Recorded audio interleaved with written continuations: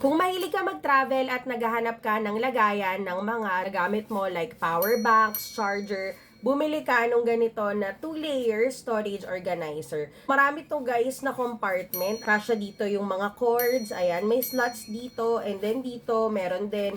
Pwede mong lagyan ng money. Kung kunwari, ito na lang yung gusto mong dalhin. Pwede kang maglagay dyan ng bills, coins dito. And then, ayan, kasyang-kasya dito yung malaking power bank. So, ito kasi yung power bank ko. And gusto ko nga na meron siyang lalagyanan. Kaya napabili ako nung ganito.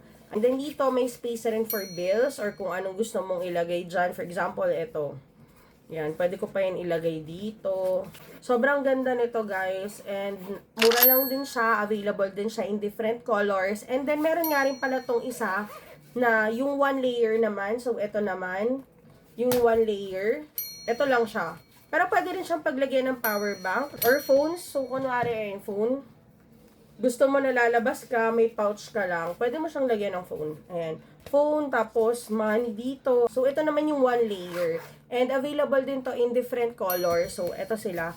Ito yung 2 layer and then ito yung 1 layer. So, ang ganda nito guys and very useful. Kung gusto mo rin ng ganito, andyan lang yung link sa baba or sa yellow basket.